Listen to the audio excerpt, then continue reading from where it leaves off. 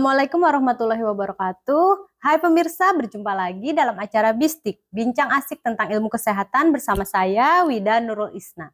Hari ini tema kita tentang persalinan normal tanpa rasa nyeri. Tentunya saya tidak sendirian. Telah hadir bersama saya Dr. Vesta Antares, spesialis anestesi dan terapi intensif. Hai dok. Halo Wida. Gimana kabarnya dok? Alhamdulillah baik Wid. Makasih ya dok ya telah datang di acara Bistik di tengah kesibukan dokter ya dok ya. Hari ini kita akan ngobrol-ngobrol tentang persalinan tanpa rasa nyeri dok. Seperti yang kita ketahui, setiap wanita yang bersalin itu pasti merasakan nyeri ya dok ya. Betul. Dari pembukaan 1 sampai 10, rasa nyeri itu pasti akan bertambah. Nah kira-kira bisa nggak dok wanita bersalin normal ya dok ya, tentunya tanpa rasa nyeri dok? Oke, baiklah, untuk sebelumnya izinkan saya memperkenalkan diri ulang. Iya, Nama saya Dr. Vesta Antares, spesialis anestesiologi dan terapi intensif, atau biasa yang disebut dengan Dr. Bius. Iya dok. Baik, untuk menanggapi pertanyaan Wida tadi, bisa nggak sih seorang ibu atau wanita melahirkan secara normal tanpa rasa sakit? Oke, baiklah, untuk para sobat bistik atau para ibu-ibu di luar sana, atau lebih enaknya kita panggil para moms kali ya. Oke, ya. Untuk para moms di luar sana yang akan sedang atau sudah melewati masa-masa persalinan normal. Di sini saya akan menjelaskan sedikit mengenai tentang nyeri ya, khususnya nyeri pada persalinan. Jadi yang perlu dipahami adalah tidak ada proses melahirkan yang bebas dari rasa sakit ya moms ya. Oke, dalam berbagai banyak sumber menjelaskan bahwa proses melahirkan normal itu merupakan sebuah momen. Iya. Momen yang membahagiakan namun menyakitkan. Nah, hal ini tuh bisa dijelaskan sebenarnya. Kenapa? Karena kan kita menunggu kehadiran kelahiran dari buah hati kita yang kita sudah kandung, kita jaga selama 9 bulan. Namun dalam prosesnya kita harus melalui perjuangan kesakitan yang tidak bisa kita anggap remeh ya Wid ya. Jadi para moms, nyeri yang dirasakan itu adalah biasanya disebabkan oleh karena kontraksi dari otot-otot rahim dan penekanan dari leher rahim, sehingga nyeri itu dia akan bertambah seiring dengan pembukaan. Betul. Nah, nyeri yang dirasakan ini tuh berbagai macam bentuknya. Ada yang mengatakan seperti rasa kram hebat pada seluruh bagian perut, pinggang, ataupun nyeri, moms, pada daerah selangkangan, ataupun rasa pegal-pegal yang tidak tertahankan. Nah, rasa nyeri ini pun tergantung dari ambang batas nyeri dari setiap individu ya moms ya. Jadi setiap orang tuh punya ambang nyeri yang berbeda-beda moms. Ada yang tinggi, sedang, ada yang rendah. Namun yang perlu para moms ketahui bahwa melahirkan secara normal pasti akan merasakan sakit. Ya Wid ya, setuju ya? Dok, setuju banget, dok. Rasa nyeri ini bukan hanya dipengaruhi secara fisik ya. Fisik tuh yang maksudnya yang tadi saya sudah jelaskan. Yang karena kontraksi dari otot-otot rahim sama penekanan leher rahim, namun juga dapat dipengaruhi oleh kondisi psikis dari si ibunya tersebut. Ya moms ya, jadi kondisi mental ibu itu juga penting ya moms ya. Contohnya seperti misalnya para moms ini yang mau melahirkan itu sudah merasa takut dalam menjalani proses persalinan itu moms. Jadi itu akan meningkatkan rasa ambang nyerinya moms. Jadi pada saat itu nanti moms tuh akan merasa gelisah. Jadi pada saat disuruh mengedan menjadi tidak adekuat, sehingga pada saat melakukan persalinan normal itu menjadi kesulitan. Nah, adapun efek lain dari nyeri ini. Nah, efek lainnya itu apa sih? Pastinya moms kan yang sudah melahirkan pasti tahu, melahirkan normal itu pasti nyeri. Dan itu meninggalkan efek trauma pasca melakukan persalinan normal. Tentunya moms ya, tidak ada wanita di dunia ini yang tidak menginginkan persalinan normal yang sempurna dan tidak merasakan sakit. Nah, namun yang menjadi pertanyaan nih Wid ya, ya moms ya, apakah melahirkan normal tanpa rasa sakit itu benar-benar ada? Nah, di sini moms tenang saja, karena muncullah metode-metode untuk menekan ambang nyeri tersebut. Jadi rasa nyeri tersebut tuh kita tekan seminimal mungkin. Nyeri itu akan tetap ada, namun ditekan seminimal mungkin dengan dosis-dosis yang nanti akan kita berikan pada saat melakukan persalinan normal. Sehingga para moms itu dapat melakukan persalinan normal dengan menyenangkan ya, tanpa rasa sakit. betul. Ya dok ya. Tadi kan dokter menyinggung nih dok, kalau misalnya ada beberapa metode untuk mengurangi atau menghilangkan rasa nyeri itu. Bisa dokter jelaskan nggak dok, metode-metodenya itu seperti apa dok? Oke, Wit. Oke. Metode-metode untuk menurunkan ambang rasa nyeri tersebut ya, Wit Iya, ya. dok. Oke. Sesuai yang sudah kita bahas tadi ya, para moms ya, tentang nyeri. Nah, kemudian muncullah pemikiran, gimana sih caranya supaya para moms ini dapat melahirkan secara normal tanpa rasa nyeri, atau paling tidak nyeri itu terkurangi jauh di bawah, dan jadi para moms ini dapat melahirkan secara normal dan menyenangkan. Ada nggak sih? Nah, di sini kita memerlukan pemberian analgesia atau teknik analgesia. Apa sih analgesia itu? Kalau dalam bahasa Latin, analgesia itu artinya an itu tidak, algesia itu artinya sensasi nyeri. Jadi analgesia itu tidak ada sensasi nyeri atau rasa nyeri. Nah, untuk teknik analgesia nih Mams ya, ada 2 teknik analgesia. Nah, teknik analgesia yang pertama adalah teknik analgesia dengan menggunakan obat-obatan atau dengan teknik khusus. Ya, atau dalam bahasa medis biasanya kita sebut dengan teknik farmakologi. Nah, ada teknik kedua, yaitu teknik tanpa obat-obatan atau biasa dalam bahasa medis kita sebut sebagai teknik non-farmakologi. Nah, untuk ini Mams, kita akan membahas yang teknik tanpa obat-obatan terlebih dahulu ya Mams ya. Oke. Tanpa obat-obatan, seperti yang tadi saya sudah jelaskan, dalam bahasa medis itu artinya non-farmakologi. Nah, dalam teknik non-farmakologi ini ada beberapa teknik, Wit. Nah, ya Mams ya, ada beberapa teknik. Yang pertama tentunya support. Support apa nih? Support dari orang terdekat kita. Ya, khususnya untuk para moms yang pasti si bapak ya, si suami ya. Nah, Suami ya dok. makanya tidak heran pada saat ibu akan melakukan persalinan normal nih, para moms melakukan persalinan normal, itu pasti dicari di mana suaminya. Suaminya mana? Di kamar bersalin. Pasti disuruh untuk menemani ibunya, menjaga ibunya, menenangkan ibunya. Itu yang pertama, support. Secara tidak langsung dia akan membantu menurunkan ambang nyeri, ya Wit ya, ya Moms ya. Nah, kan bisa tuh suaminya nanti dijambak-jambak, dicubit-cubit. Nah, itu sebuah bentuk support untuk istri ya. Iya, nah, dong. itu support suami loh. Bagus loh, Bapak. Ya. Cakar-cakar. Cakar-cakar. Nah, yang kedua, itu ada yang disebut dengan teknik pemijatan.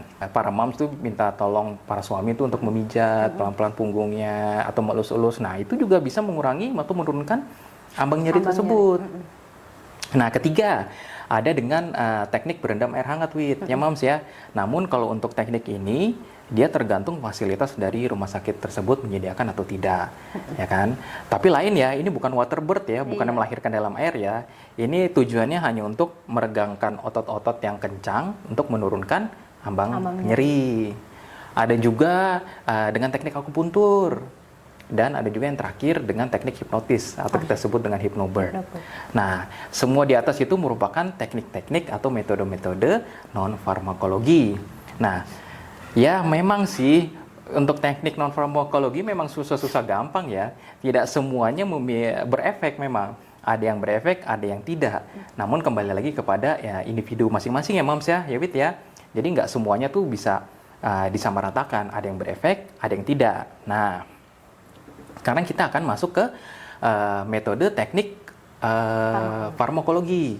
Nah, kalau memang para moms ingin teknik yang lebih kuat untuk menurunkan rasa nyeri, nah, masuklah kita ke dalam teknik farmakologi ini atau dengan menggunakan teknik khusus. Nah, saya akan mengkhususkan pada teknik khusus ini ya. Nah, teknik khusus ini tuh ada berbagai macam.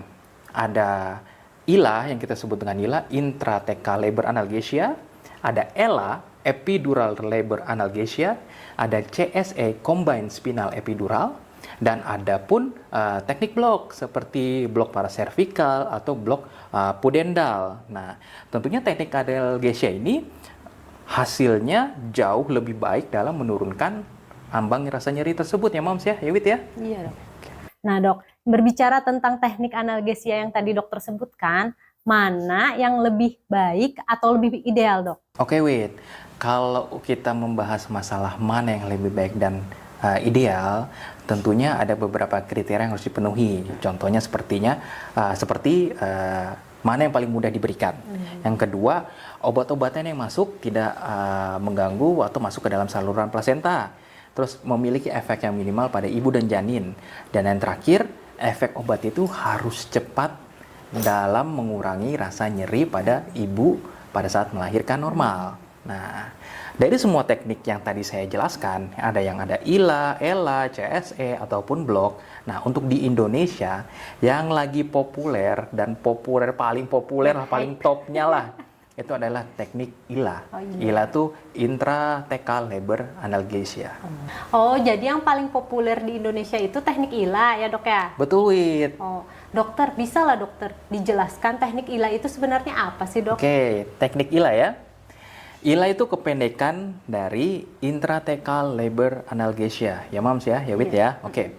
Jadi artinya adalah analgesia atau obat-obatan anestesi yang kita berikan selama proses persalinan itu secara intratekal. Maksudnya gimana? Jadi obat itu nanti kita masukkan ke dalam tulang belakang, ke dalam ruang subarachnoid.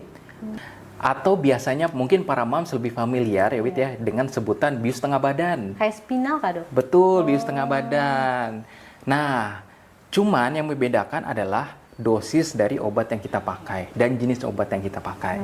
Ya Wit ya, ya Mams ya.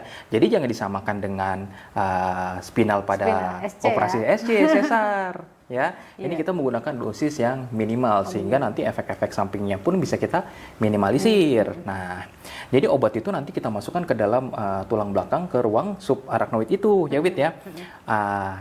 Nah, karena obat ini dosisnya kita kurangi ya Wit ya, ya Mams ya. Nah, obat ini bersifat single shoot, jadi sekali suntik aja cukup. Oh, sekali suntik. Ya. Nah, cuman dia hanya berefek, dia memiliki efek 4-6 jam. Setelah itu obat itu kan habis, akan hilang. Nah, makanya ini berkaitan nih, ya Wit ya, ya Mams ya. Ini berkaitan. Jadi kapan waktu pemberian teknik ILA ini itu sangat mempengaruhi. Iya. Jadi tujuan pemberian teknik ILA itu apa sih dok?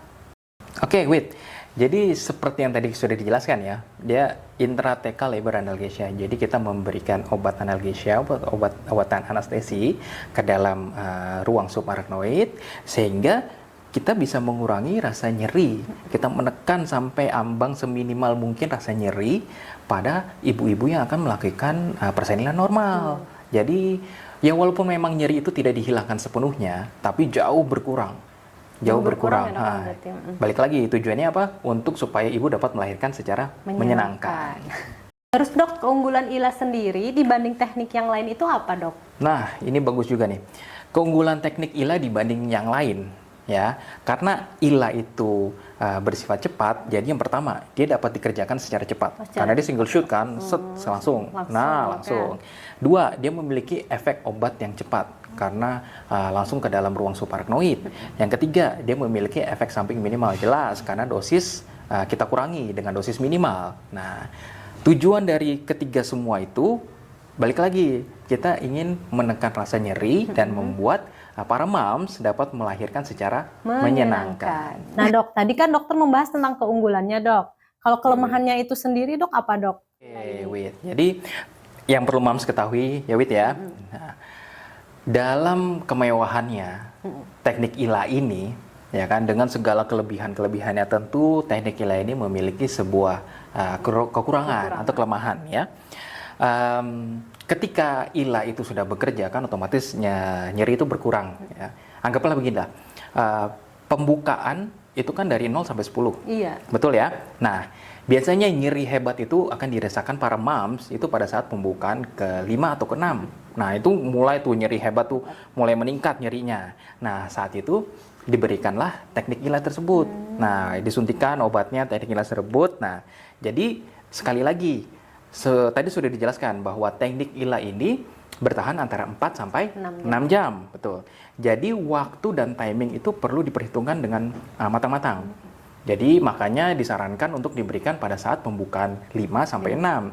Karena diharapkan dalam 4 jam berikutnya itu sudah pembukaan 10. Iya. Nah, dalam pembukaan 10, nah rasa nyeri itu sudah ditekan semaksimal mungkin. Jadi tidak nyeri. Makanya idealnya ILA itu tidak diberikan terlalu cepat. Nah, mengingat kerja obat yang berada di kisaran antara 4 sampai 6 jam. Pada saat diberikan obat-obatan itu, ya, nah ini para moms juga perlu tahu, kadang kontraksi itu melemah. Melemah ya, Dok? Betul. Kenapa? Karena rasa nyeri itu sudah mulai berkurang. Jadi tidak heran kalau pada pemeriksaan yang awalnya kontraksinya itu bagus, terus tiba-tiba jadi menurun. Nah, kalau itu terjadi biasanya Mams ya, nanti ada kolaborasi dengan dokter obgyn atau dokter kebidanan lah ya, itu akan memberikan obat induksi. Nah, dia itu untuk menjaga agar kontraksi itu tetap terjaga. Itu yang pertama. Untuk kemudian kelemahan yang lain adalah pada saat pembukaan itu sudah lengkap, kan kepala bayi itu masuk ke pintu jalan lahir tuh. Nah, kadang-kadang si mams ini itu kehilangan sensasi untuk mengedan karena rasa nyeri itu sudah hilang. Jadi mams ini nih bingung kapan harus mengedan, kapan harus tidak, kapan kepala bayi sudah keluar atau belum. Nah, jadi sensasi itu menghilang. Jadi tidak sinkron antara mengedan dengan sensasi mengedan itu hilang. Nah, biasanya kalau ini terjadi, biasanya nanti dokter kebidanan itu dia akan membantu mengeluarkan bayi dengan vakum ekstraksi atau dengan menggunakan forceps biasanya seperti itu. Nah, jadi seperti yang Mams ketahui, yang tadi sudah dijelaskan, nah itulah beberapa kelemahan dan kekurangan dari teknik ILA ini. Jadi ya Mams, kelemahan dari teknik ILA ini ada 3 ya Dok ya? Betul, Wit. Timingnya harus tepat. Betul. Terus jadi melemahnya kontraksi rahim. Betul. Dan yang terakhir, jadi tidak ada rasa nyeri sehingga ibunya tidak ada rasa untuk mengedan ya Dok ya? Betul, jadi sensasi rasa mengedan itu hilang. Tapi jangan khawatir ya para Mams ya, karena semua itu sudah dapat ditanggulangi. Seperti kalau misalnya kontraksinya menurun, kita dapat memberikan obat-obatan induksi. Nah, kalau pola mengejannya itu tidak adekuat, itu biasanya kita bantu dengan tadi vakum atau dengan kita forceps untuk membantu mengeluarkan si bayi. Jadi jangan takut ya Mams ya. Jadi jangan takut. Nah, jadi Dok, apakah teknik ILA ini bisa dikerjakan kapanpun atau memang harus terencana Dok? Oke, begini Wit. Untuk teknik ILA ini, kan tadi kita sudah jelaskan tentang keuntungannya ya, yang dia cepat lah, obatnya juga cepat, pengerjaannya cepat, pokoknya semua serba cepat. Nah, jadi tentu saja ini bisa dikerjakan kapanpun dan dimanapun. Kapanpun dan dimanapun. Ya Mams ya, jadi jangan khawatir ya Mams ya. Jangan khawatir ya Mams. Kadang tuh ada kondisi di mana pasien itu awalnya itu memang dia tidak merencanakan untuk menggunakan teknik ILA ini. Namun pada saat perjalanan proses persalinannya, menikmati nyerinya. Nah, di saat pembukaan ke-5, ke-6, ke-7 itu kan saat-saat nyeri hebat itu muncul. Nah, kadang tuh ada para moms yang tidak kuat, terus sehingga mengedan jadi tidak adekuat, nyeri. Nah, disitulah bisa kita memberikan teknik ILA tersebut. Namun perlu dipahami dan moms perlu tahu, akan jauh lebih baik apabila memang teknik ILA ini sudah terencana. Karena memang ada beberapa pemeriksaan yang perlu kita lakukan secara menyeluruh. Nah, apalagi kalau moms memang sudah dikatakan layak untuk melakukan persalinan normal. Jadi harus diperiksa dulu ya Dok ya, nggak langsung gitu ya. Betul, betul. Kalau begitu Dok, kriteria apa saja pada ibu hamil yang bisa dilakukan teknik ILA ini Dok? Kriteria-kriteria apa dari ibu hamil yang akan melakukan persalinan normal yang dapat melakukan teknik ILA ini? Secara umum, teknik ILA ini dapat dilakukan atau diberikan kepada setiap ibu hamil yang akan melakukan persalinan normal. Nah, tentunya yang bisa melahirkan normal ya. Nah, ada beberapa kondisi-kondisi tertentu yang teknik ILA ini tidak bisa diberikan. Jadi ada beberapa kontraindikasi. Ada 2 sisi.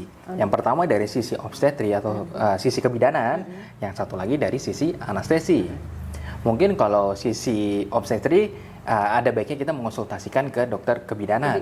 Tapi sebagai contoh, misalnya plasenta para moms itu terletak di bagian bawah, di pintu lahir. Itu nggak mungkin kita melakukan teknik ILA. Ya moms ya, gitu ya. Nah, kalau dari sisi anestesi, itu biasanya kita akan melakukan pemeriksaan lengkap. Jadi pemeriksaan fisik dan pemeriksaan laboratorium. Sebagai contoh, misalnya apakah ada gangguan dalam pembukuan darah, terus apakah ada peningkatan tekanan intrakranial, maksudnya tekanan di dalam kepala itu yang meningkat, apakah adanya perdarahan, apakah adanya infeksi pada nanti lokasi penusukan, ataupun misalnya si ibunya atau si para moms ini menolak untuk dilakukan tindakan ILA. Nah, itu adalah beberapa kontraindikasi yang tidak boleh kita lakukan atau kita berikan teknik ILA ini pada ibu-ibu yang akan melakukan persalinan normal. Nah dok, ini pertanyaan terakhir nih dok. Oke, Wid. Kira-kira ada nggak dok efek jangka panjang atau efek sampingnya nih dok bagi bayi atau ibunya dok? Oke, baiklah, kita membicarakan efek jangka panjang dan efek samping ya, Wid ya. Iya. Ya, Mams ya. Oke. Dari tadi semua yang sudah saya ceritakan, karena kita menggunakan dosis obat yang minimal, seminimal mungkin untuk dapat menekan rasa nyeri tersebut, tentunya efek samping yang timbul juga akan minimal ya, Mams ya. Ya, Wid ya. Iya. Tapi pada umumnya efek samping yang muncul itu seperti yang pertama, penurunan tekanan darah, namun itu sangat kecil, kecil. ya, insidennya. Terus mual muntah, gatal-gatal. Kadang pun ada terasa rasa-rasa pegal di daerah kepala, daerah belakang. Namun itu kita bisa minimalisir karena dengan dosis yang kita berikan itu adalah dosis paling rendah. Nah, bagaimana dengan si bayi atau janin? Seperti yang tadi awal juga sudah saya jelaskan, karena obat-obatan yang kita berikan selain dosis yang minimal, kita juga memberikan obat-obatan yang tidak melewati saur plasenta atau aliran darah plasenta. Jadi, teknik ini sangat aman untuk ibu dan si bayi. Jadi para moms tidak perlu khawatir ya dok ya. Betul, Wid. Sangat Itu, Mams. aman ya. Aman ini, Mams. Untuk bayi dan ibunya tentunya dok. Betul. Baik Mams, nah tadi kan kita sudah mendengar nih penjelasan dari Dokter Vesta tentang teknik ILA. Bagi para Mams yang mau bersalin normal tanpa rasa sakit, teknik ILA bisa menjadi pilihan yang tepat ya Mams ya. Nah dok, sebelum saya tutup nih dok, ada nggak dok closing statement untuk para Mams di rumah dok? Nah, dok. Oke, Mams, jadi jangan pernah takut untuk melakukan persalinan normal karena nyeri. ILA hadir di sini untuk Mams setiap hari. Happy Partus, Mam. Wah luar biasa sekali ya Mams. Dokter Vesta terima kasih ya dok ya. Terima kasih, penjelasan Wid. dokter. Mudah-mudahan bisa menambah informasi untuk para Mams di rumah ya dok ya. Iya, terima kasih, Wid. Baik Mam, kita telah sampai di akhir sesi. Bagi Mams yang menyaksikan tayangan ini, jangan lupa like dan subscribe bistik_official_id. Akhirnya, saya Wida Nur Isna selaku host, pamit undur diri. Terima kasih atas perhatiannya. Mohon maaf apabila ada kesalahan. Wabillahi taufik wal hidayah. Wassalamualaikum warahmatullahi wabarakatuh. Waalaikumsalam warahmatullahi wabarakatuh. Yeay, Dokter Vesta.